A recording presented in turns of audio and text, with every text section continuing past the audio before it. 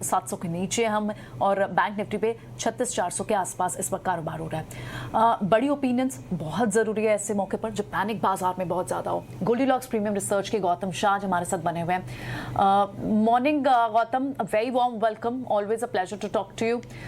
इस वक्त आप सबसे पहले हम जो स्टॉक पिक्स की और आपकी रिकमेंडेशन की तो बात करेंगे, लेकिन एक वर्ड ऑफ विजडम बहुत ज़रूरी है। जिस तरह का पैनिक बाजार में है इन्वेस्टर्स के लिए और न्यू एज इन्वेस्टर्स के लिए जो अभी बाजार में शायद पिछले 2 साल से आए हो, उनके लिए एक बहुत बड़ा भरोसा हो जाता है जब बाजार को जो कई सालों से और डिकेड से ट्रैक कर रहे हो वो उन्हें भरोसा दिलाए। तो what would be your first reaction जिस तरह का आज पैनिक बाजार में दिख रहा है? Good morning. बोलना तो वैसे ये ठीक नहीं होगा, मगर अगर किसी ने 2003 से 2007 का भी बुल मार्केट देखा है तो उस बुल मार्केट में भी हमने 15 से 20% की करेक्शन बार बार देखी, और वो जब भी करेक्शन आई वो एक अपॉर्चुनिटी थी। तो पिछले 2 साल में जिस तरह की तेजी हमने इंडिया में देखी, जहां पर एक 10% का करेक्शन भी 2 साल तक नहीं हुआ, वो एक इंडिकेशन था कि ये कुछ ज्यादा ही फील गुड करेक्शन है या फेरी टेलिस करेक्शन है, और कभी ना कभी इसमें एक रिवर्सल आता। और मेरे हिसाब से 4 कारण थे जिसके कारण ये बिगर पिक्चर समझना जरूरी है। एक तो नवंबर, दिसंबर और जनवरी के महीने में जैसे जैसे रिजल्ट्स आने लगे और अच्छे रिजल्ट्स थे, स्टॉक प्राइस ने उसको रिस्पेक्ट करना बंद कर दिया। So that was number 1 red flag. Number 2, जनवरी के महीने में स्टार्टिंग में एक पेनी स्टॉक्स में एक बुल मार्केट आई थी, वो एक क्लियरली एक रेड फ्लैग थी। हमने पिछले 20 सालों में कई बार देखा है कि जब भी वो होता है मार्केट एक रिवर्स डायरेक्शन में चला जाता है। नंबर 3, अगर आप टेक्निकल स्टडीज की बात करें तो बाजार चलते गया और टेक्निकल स्टडीज वीक होते गए, तो वो एक ग्रेजुअल डिस्ट्रीब्यूशन फेज में मार्केट था early this year and let last year. And finally सबसे बड़ा जो सपोर्ट इंडिया को था पिछले 2 साल में वो है यूएस मार्केट स्ट्रेंथ, क्योंकि यूएस मार्केट कंटिन्यूअस बेसिस पे हायर हाइज बनाता चला गया और वो इंडियन मार्केट्स को बहुत हेल्प किया, और वो उसके कारण इंडियन मार्केट्स कंटिन्यूअसली चलते रह गए। बट अभी एक डेढ़ महीने से अगर आप देखें तो यूएस मार्केट्स काफी वॉलेटाइल हो गए, वीक हो गए हैं। तो जब वैसा सिनारियो आता है तो इंडियन मार्केट्स खड़ा नहीं रह पाता है। तो ये 4 कारण थे जिसके कारण आई थिंक मार्केट ने ये ऐसा करेक्शन देखा।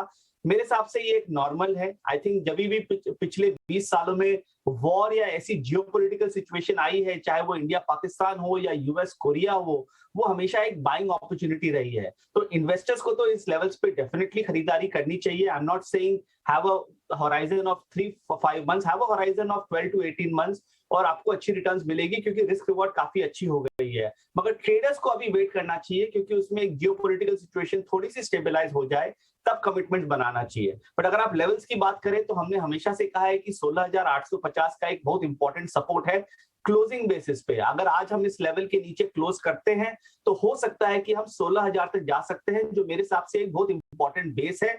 और anything around 16,000 I think this is an investors market. और एक और पॉइंट मैं यहाँ पर जरूर कहना चाहूंगा कि आप इंडेक्स लेवल्स पे मत जाइए। अगर आप ब्रेथ रीडिंग्स को देखें तो मार्केट ऑलरेडी काफी ओवरसोल्ड है हिस्टोरिकल स्टैंडर्ड्स पे। सो मिड कैप्स और स्मॉल कैप्स में यहाँ पर ज्यादा गिरावट की गुंजाइश नहीं है।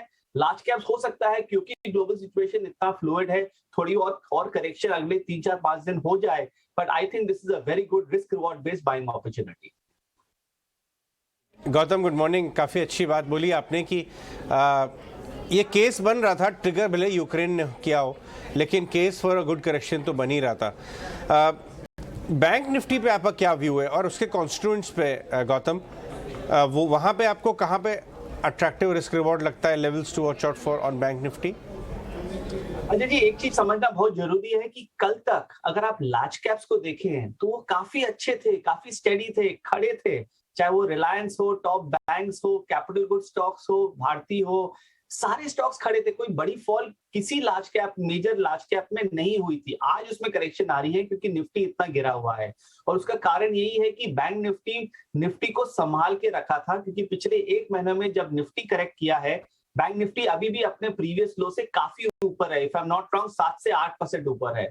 और मेरा ये मानना है कि बैंक्स आज के जो जियोपॉलिटिकल सिचुएशन है उससे इंपैक्ट नहीं होती है, और जिस तरह की रिलेटिव स्ट्रेंथ वो दिखा रही है, आई फील बैंक्स में अभी खरीदारी की अच्छी अपॉर्चुनिटी है। सो हमारा वर्किंग लेवल 36,500 का है, उसके आसपास हम चल रहे हैं। अगर 36,500 होल्ड करता है यहाँ पर तो आई थिंक अच्छी बाउंस बैंक निफ्टी में आ सकती है। तो जो इन्वेस्टर्स हैं, निवेशक हैं, उन्हें बैंक्स में कमिटमेंट बनाना चाहिए, और हमारे टॉप 3 पिक्स हमेशा से जो रहे हैं वो है आईसीआईसीआई बैंक, स्टेट बैंक, और अब हम एचडीएफसी बैंक हमें अच्छा लग रहा है। तो ये 3 स्टॉक्स में अगर आप इन्वेस्टमेंट करें तो आई थिंक अच्छी रिटर्न बनेगी।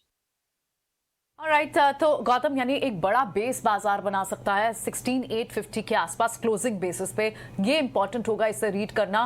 लेकिन अगर इस तरह की सिचुएशन आज नहीं आती, इस क्लोजिंग के पास वीक बाजार बंद होता है, तो आपको नीचे की तरफ कितना डाउनसाइड दिखता है? नहीं, जैसे मैंने कहा, देखिए अभी की सिचुएशन में कुछ बोला नहीं जा सकता है और अभी भी यूएस मार्केट की सेटअप खराब है। तो यूएस मार्केट में हमारा S&P 500 का टारगेट वैसे 4050 का है, तो अगर वो वहां तक जाता है तो इंडियन मार्केट में और वीकनेस आ सकती है। बट हमने 16,850 से 3 से 4 बार बाउंस किया है और एक बार भी अभी तक क्लोजिंग नहीं आई है। तो अगर आज क्लोजिंग आती है तो जैसे मैंने पहले भी कहा 16,000 तक हम जा सकते हैं, बट 16,000 यहाँ से 3% दूर है। तो क्या आप 3% के बारे में सोचेंगे कि क्या आप पोटेंशियल अपसाइड के बारे में सोचेंगे जो अगले 6 से 12 महीना में आ सकता है? और जिस तरह की ब्रेथ है, जैसे मैंने कहा, काफी स्टॉक्स बॉटम आउट आज हो जाएंगे, आज कल में हो जाएंगे। हो सकता है इंडेक्स को थोड़ा बहुत टाइम लग सकता है। तो 2 लेवल्स है 16,000 के आसपास ±1% और 16,850। आज जिस तरह का क्लोजिंग होता है उस पर वो डिपेंड करेगा।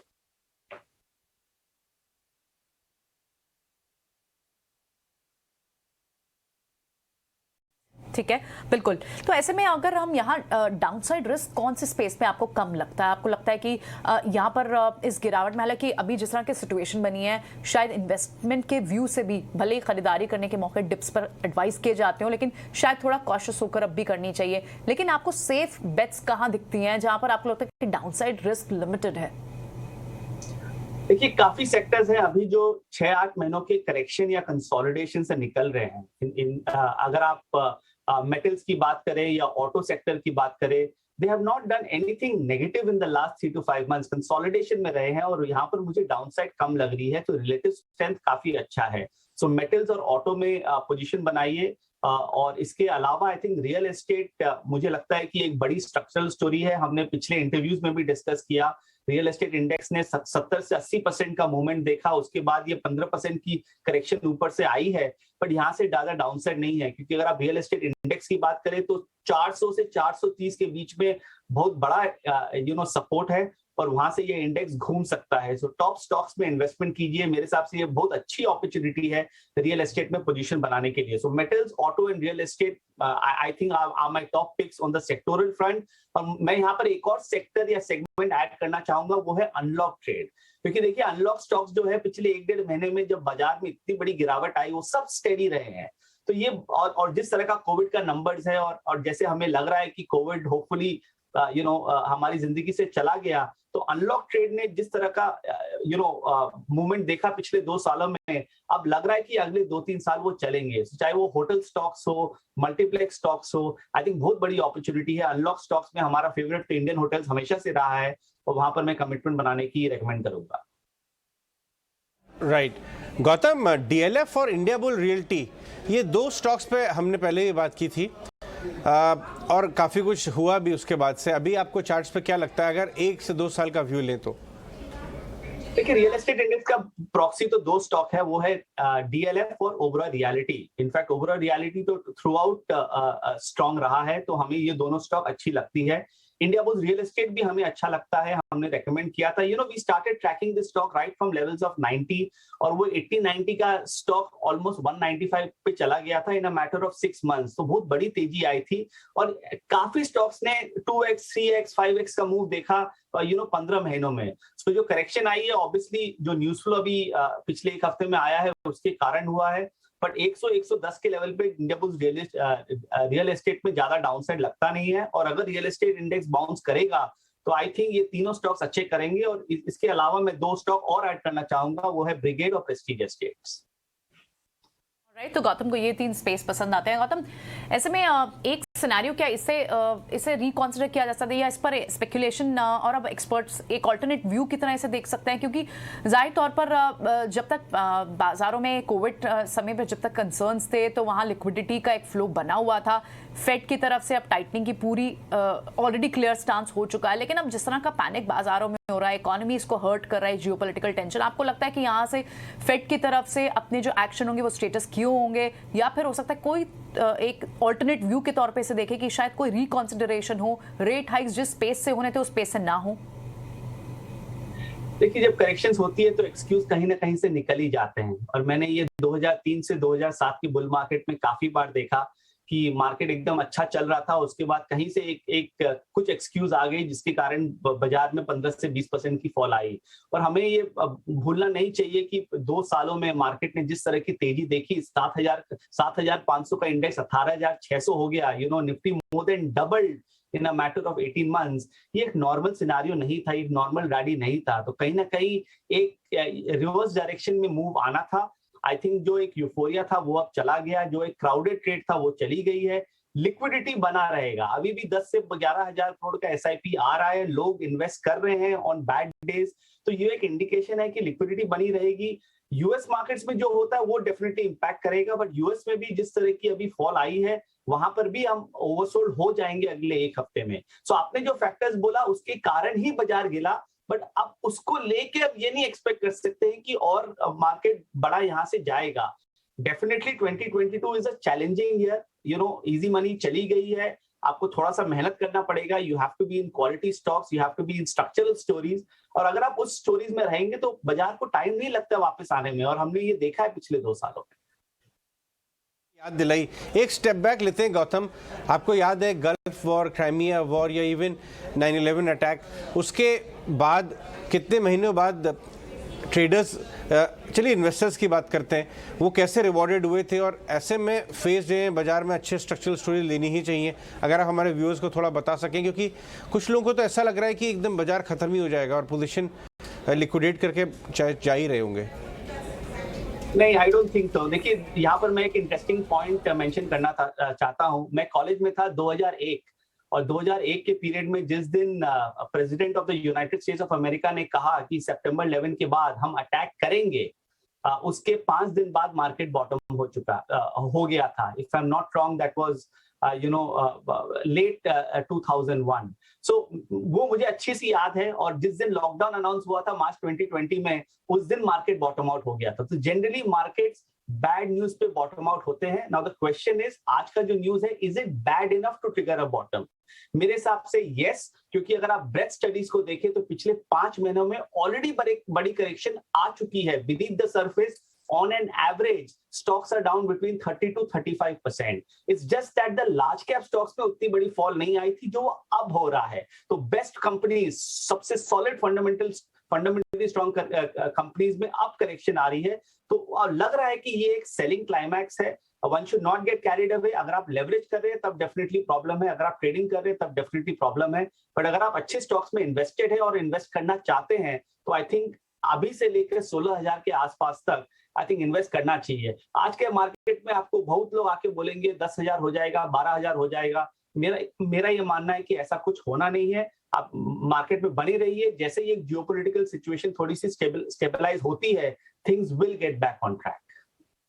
गौतम हमारे साथ जुड़े रहिए, निकुंज भी हमारे साथ शामिल हो रहे हैं बातचीत में। निकुंज, पहले घंटे के एक्शन को आपने कैसे एनालाइज किया, क्या व्यू बन रहा है आपका इस समय? क्योंकि काफ़ी कमेंट्री आई, हमने सुबह जब आपसे बात की उसके बाद मिस्टर पुतिन के कमेंट्स आ गए, बाइडेन साहब के कमेंट्स आ गए।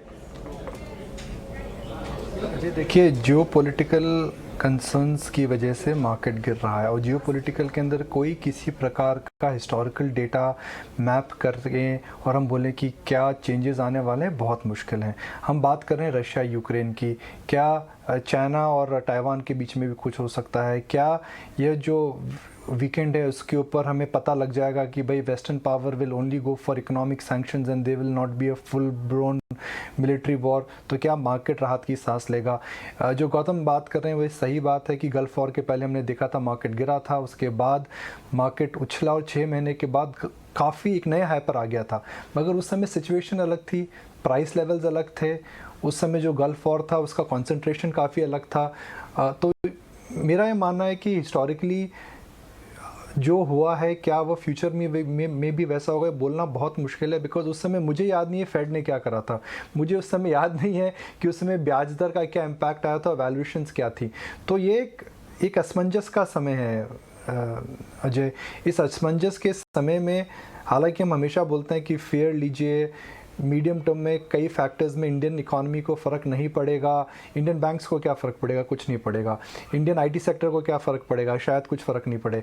तो कुछ क्षेत्र हैं जिनको फ़र्क नहीं पड़ेगा। मगर आज गिरावट का ये जियोपॉलिटिकल कंसर्न का अजय पहला दिन है और किसी किताब में नहीं लिखा है कि आपको डे 1 में लेना चाहिए। अगर मैं अपने एक्सपीरियंस से देखूँ तो ये मार्केट को सेटल होने दीजिए, कुछ ना कुछ परिवर्तन आएगा, या जियोपॉलिटिक्स में राहत मिलेगी, या फेड से हमें कुछ इंडिकेशन मिलेगा, या फिर क्रूड के अंदर कुछ राहत मिलेगी। अगर अमेरिका रात को फॉरेक्स ऑयल रिजर्व खोल देता है तो क्रूड में गिरावट आ सकती है। देखिए हम जियोपॉलिटिकल टेंशन से क्यों डर रहे हैं, इंडिया में क्रूड को क्या असर पड़ेगा, that is what only matters.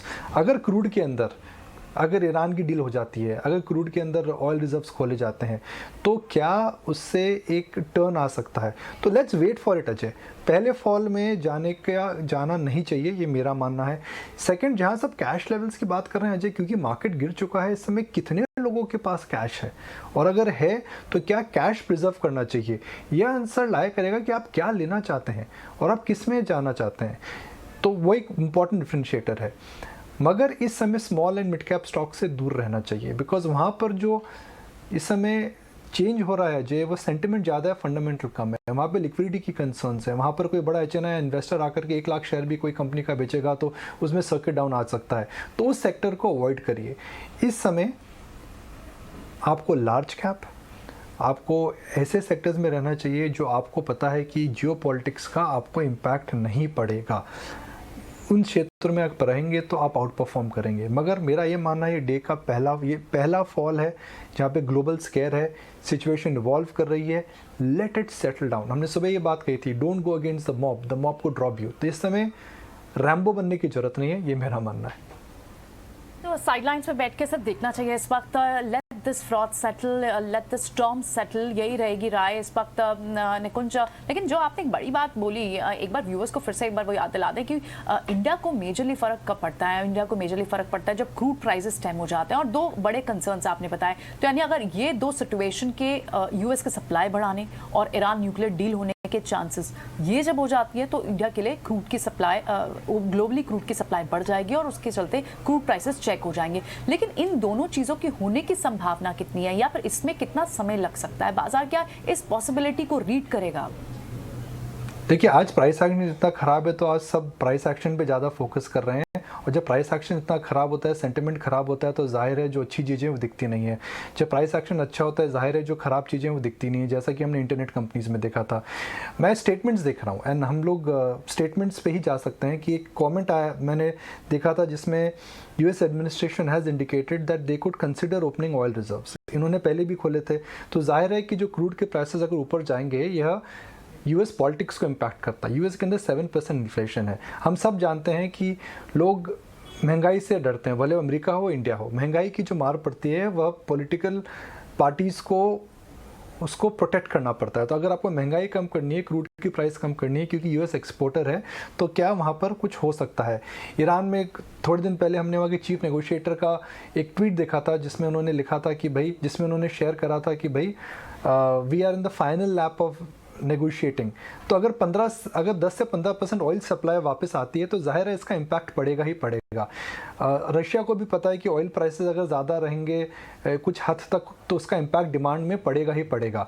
तो हो सकता है 5-6 दिन के अंदर जियोपॉलिटिक्स के अंदर हमें कुछ क्लैरिटी मिले, और जब जियोपॉलिटिक्स में क्लैरिटी मिलेगी तो बाजार की एक कंसर्न दूर हो जाएगी।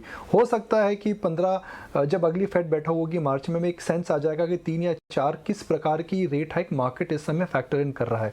और अजय एक बात और है कि क्या इस समय जो US बॉन्ड यील्ड को लेकर के हम चिंतित हो रखे थे, US फेड जो इस समय इन्फ्लेशन को लेकर चिंतित हो रहा था, क्या जियोपॉलिटिक्स की वजह से उनको भी अपना व्यू बदलना पड़े? हम बात कर रहे हैं आज ऑयल ऊपर है मगर US 10 ईयर पेपर भी नीचे आया है। वो जो 2% के ऊपर था, मैं अभी सुबह देख रहा था, वह करीब 1.9-1.94 है। तो क्या एक वह भी एक फैक्टर एट प्ले हो सकता है? There are far too many moving parts Ajay इस समय, इसलिए मार्केट में you should not chance your arm, because let the market settle. किसी किताब में नहीं लिखा है कि डे 1 के फॉल में आपको लेना चाहिए। let the market settle, let price become appealing, let the margin of safety come. Unfortunately that is missing right now. अच्छी बात बोली आपने, क्योंकि रशिया 10% ओवरऑल क्रूड प्रोडक्शन का ही पार्ट है, और जहां यूएस और वेनेजुएला और सऊदी जो 3 बड़े एंगल्स हैं उन्होंने अपना प्रोडक्शन बढ़ाया, तो ये एडजस्ट हो सकता है। इनफैक्ट मैं गौतम से एक व्यू लेना चाहूँगा। गौतम, चार्ट्स पे आपको क्रूड कैसा नज़र आता है, या इस समय जो ट्रिगर क्रूड को मूव कर रहा है शायद वो चार्ट में कैप्चर ना हो, बट आपका क्या व्यू है चार्ट्स पे? एक्चुअली ये जो ऑयल प्राइस पे जो मूवमेंट है वो चार्ट्स पे काफी अच्छे से कैप्चर हुई है, क्योंकि अगर आप चार्ट देखेंगे तो for the last 20 days almost every day crude oil has been making a higher high, और हम ये सोच रहे थे कि 95-97 डॉलर्स के आसपास यहाँ पर एक रेजिस्टेंस हो सकती है, बट वो जो नाइमेक्स क्रूड पे है वो लेवल भी क्रॉस कर गया है। सो क्रूड का अभी एट दिस पॉइंट कोई इंडिकेशन तो है नहीं टॉपिंग आउट का, हमें देखना पड़ेगा अगले 5-7 दिनों में। बट ये जरूर मैं बोलना चाहूंगा कि गोल्ड और सिल्वर में मैंने पहले भी बात किया इसके बारे में, बहुत अच्छी अपॉर्चुनिटी, और अभी भी लगता है कि यहाँ से गोल्ड और सिल्वर अच्छा रहेगा। दुनिया जिस तरह की हो गई है, अगर आपके पास कैश है तो थोड़ा सा डिप्स में गोल्ड एंड सिल्वर में भी इन्वेस्टमेंट कीजिए। I feel gold can eventually and gradually go back to levels of $2,050 और सिल्वर $29 तक जा सकता है। तो यहाँ पर एक अच्छी अपॉर्चुनिटी है, एक सेफ हेवन है और एक इंश्योरेंस भी है आज के टाइप के बाजार में।